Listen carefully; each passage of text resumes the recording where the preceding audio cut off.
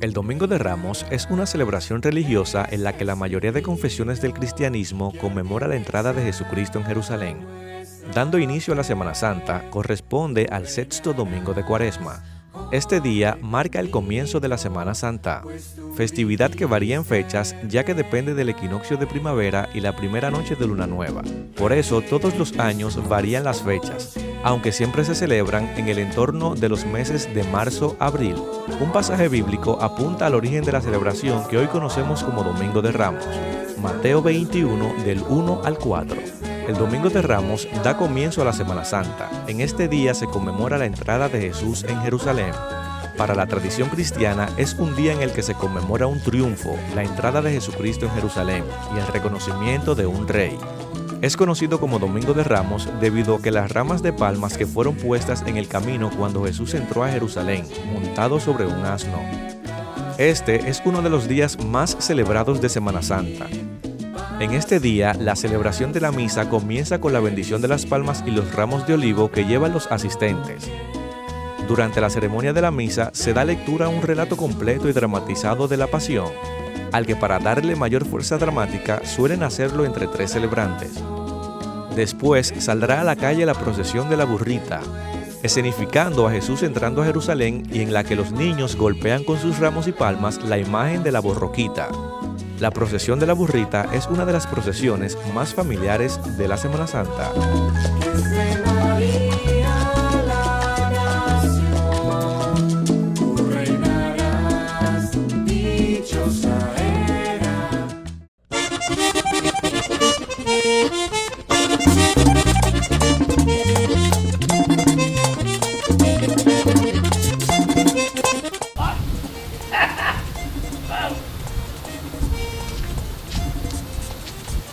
¡Y alguien llegó!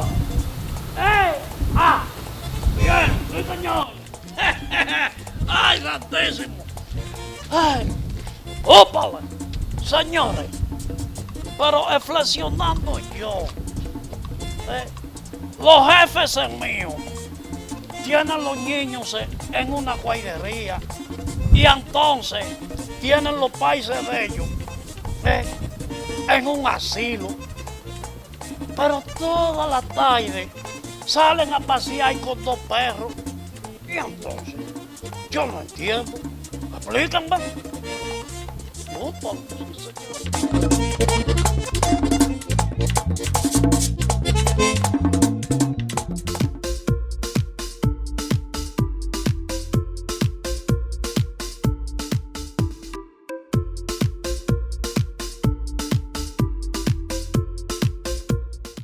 Ha vuelto sobre el tapete el tema del aborto.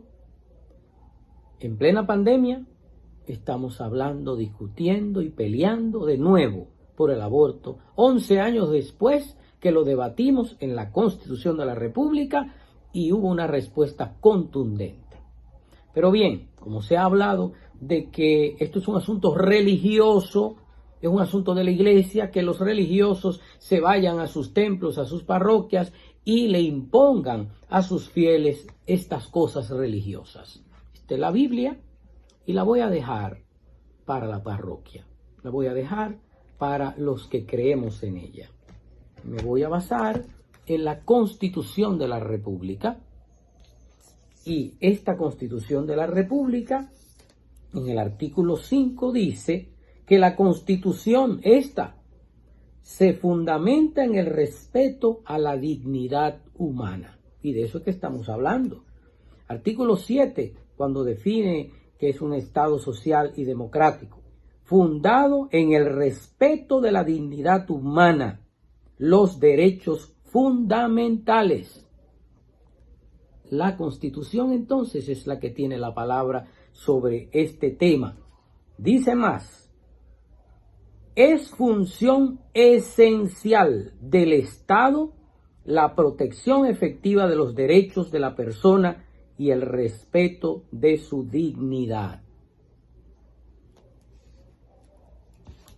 Es la Constitución, no es un tema religioso. Vamos a las causales. La primera de ellas habla cuando peligra la vida de la madre. un momento, en un embarazo, y peligra la vida de la madre. Eso ya fue resuelto, incluso la Constitución lo prevé. ¿Y cómo se solucionó después de consenso, después de hablar con el presidente Medina, que después que dijo sí, lo vetó? ¿Cómo quedó redactado en la aprobación anterior del Congreso? Artículo 110. Eximentes.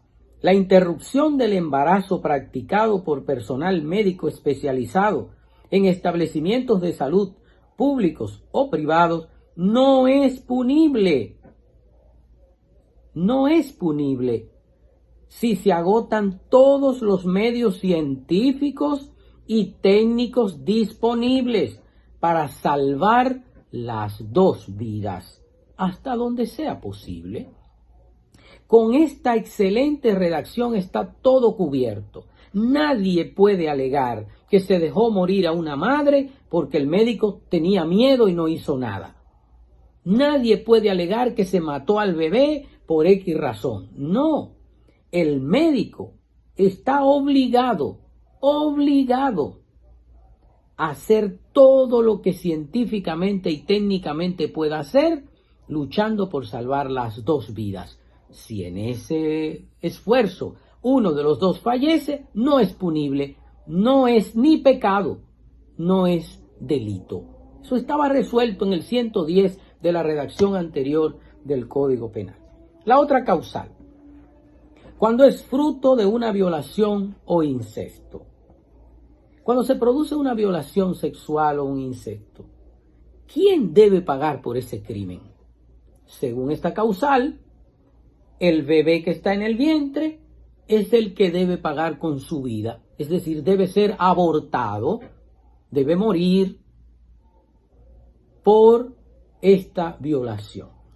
¿Qué dice la Constitución de esto? El artículo 40, capítulo 14, dice: nadie es penalmente responsable por el hecho de otro. Óigase bien, nadie es penalmente responsable por el hecho de otro. Si otro fue el que cayó en esa trampa, si fue el otro el que hizo el daño, el crimen, es el otro el que debe pagar. ¿Qué pasa aquí?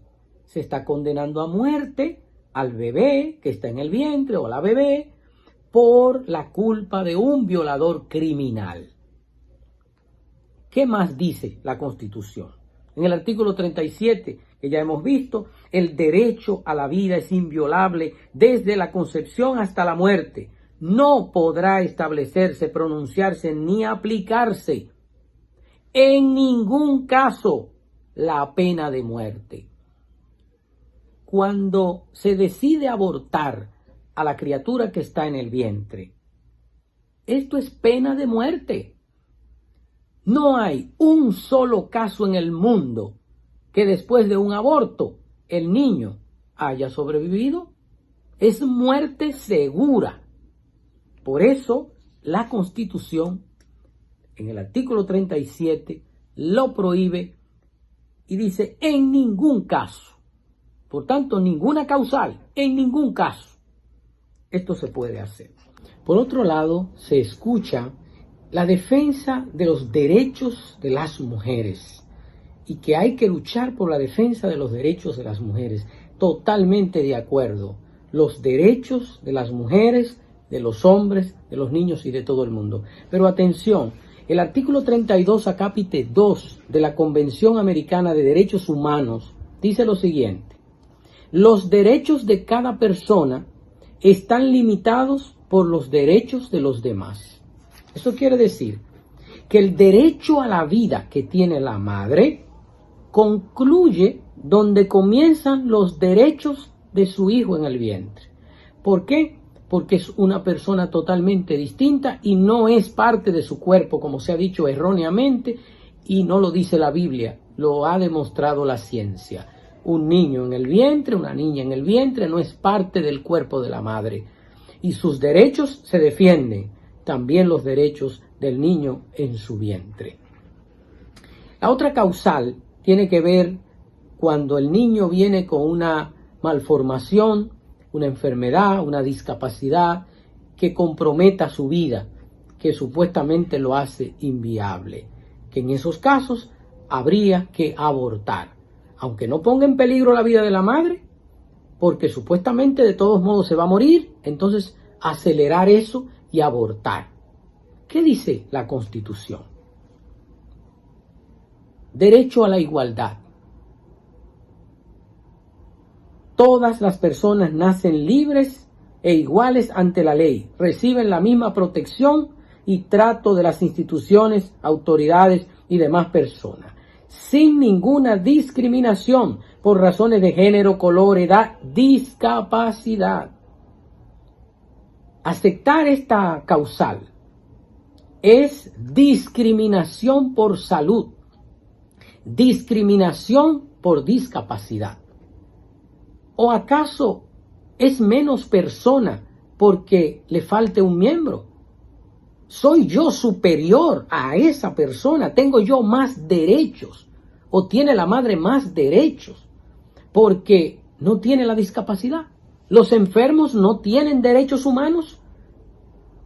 De modo que esto sería una discriminación terrible y la Constitución no la acepta. Además, el artículo 58 habla de la protección de las personas con discapacidad. Es un derecho, es una protección constitucional que tienen las personas con discapacidad. Y el que está en el vientre es precisamente una persona. Unido a eso, la Convención sobre los Derechos del Niño, aprobada por el Congreso Nacional mediante resolución 8-91 de fecha 23 de junio del 91, establece: el niño, por su falta de madurez física y mental, necesita protección y cuidados especiales, incluso la debida protección legal, tanto antes como después del nacimiento. Antes, en el vientre, como después del nacimiento. Es el párrafo número 9 del preámbulo de esta convención. Señoras y señores, el tema es claro. De lo que se trata aquí no es del aborto, no es de causales. De lo que se trata aquí es si el presidente de la República, si nuestros señores legisladores van a respetar o no la Constitución de la República. Juro ante Dios y ante el pueblo. Juro ante Dios y ante el pueblo. Por la patria y por mi honor. Por la patria y por mi honor. Cumplir y hacer cumplir la Constitución y las leyes de la República. Cumplir y hacer cumplir la Constitución y las leyes de la República. De eso es que se trata. El tema religioso, déjenlo a nosotros. Sí, ciertamente eso es a nosotros que nos obliga. Ni siquiera Dios obliga a nadie a quererlo ni a tener fe. Ni siquiera Dios. Y si Dios no obliga, ¿cómo lo vamos a hacer nosotros? Ahora, la Constitución de la República sí obliga.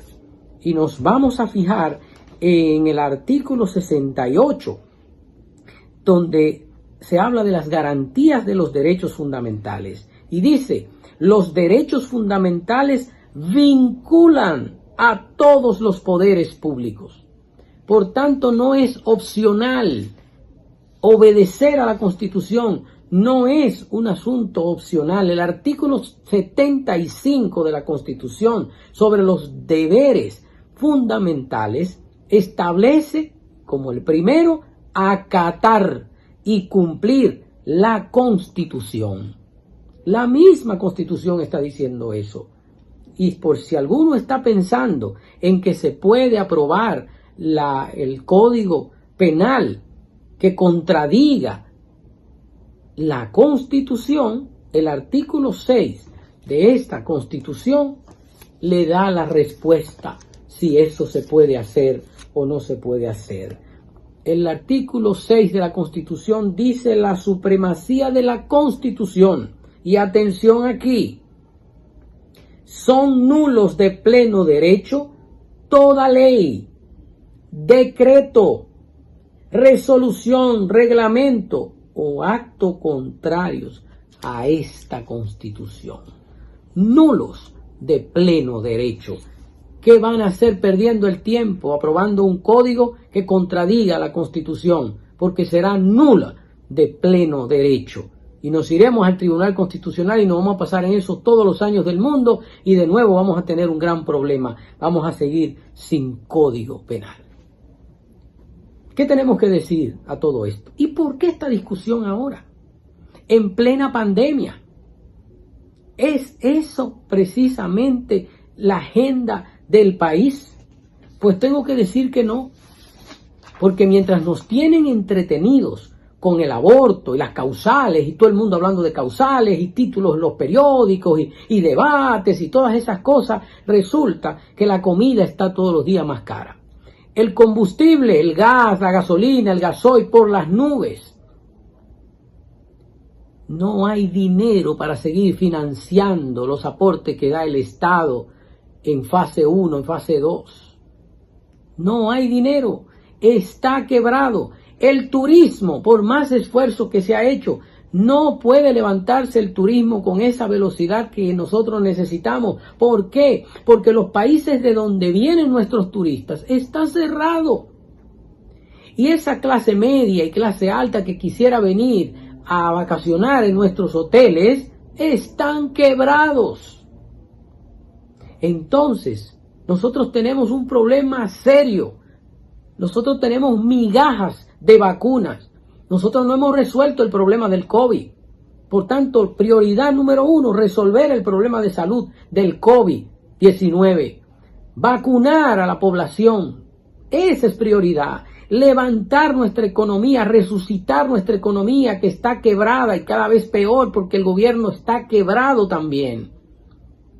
Y en medio de una situación como esta, nosotros debemos todos estar bien unidos. ¿Y qué estamos haciendo? Dividiéndonos. ¿Por qué? Por la agenda de un grupo de países ricos y farmacéuticas que quieren venir a hacer negocio con la vida nuestra y reducir la población. Y el negocio del aborto. Nos han metido este tema sin ser este el tema país. La decisión es de nuestras autoridades. Primero, si respetar la Constitución. Segundo, si van a coger esas agendas foráneas y no se van a concentrar en lo fundamental. Porque si no, se va a hundir el país y la culpa va a cargar sobre sus hombros por estar haciendo caso a agendas de otros, con intereses de otros. Ojalá que por Dios entiendan que tenemos que centrarnos en lo fundamental. Que Dios le bendiga.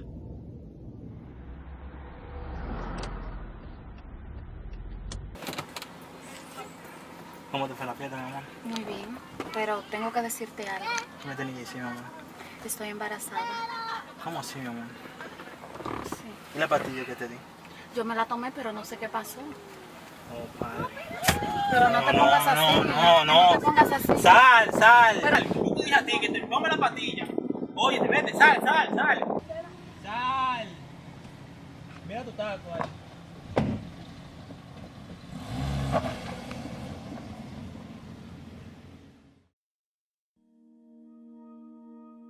Déjale nacer, déjale nacer, déjale nacer, oh, déjale nacer, déjale nacer, déjale nacer, oh.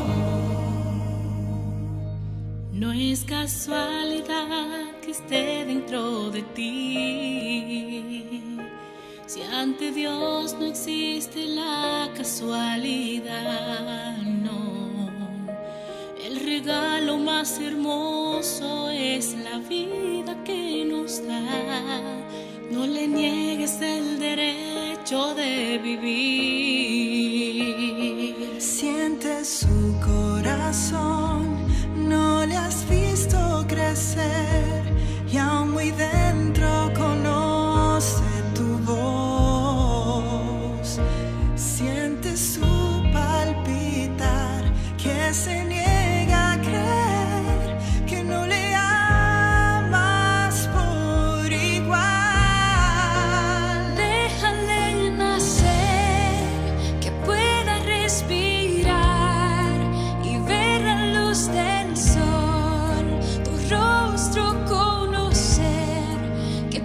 haga sonreír, sentir la libertad y en el silencio decirte mamá.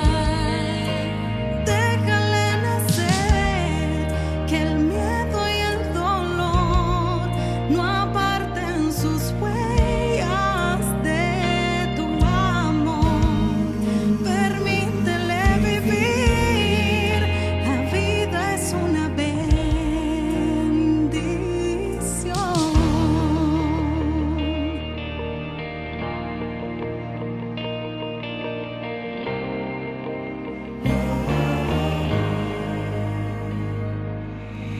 El amor de madre es incondicional y una parte de tu corazón con él se morirá. No conviertas en sepulcro lo que un día pudo ser. La sonrisa más hermosa de un bebé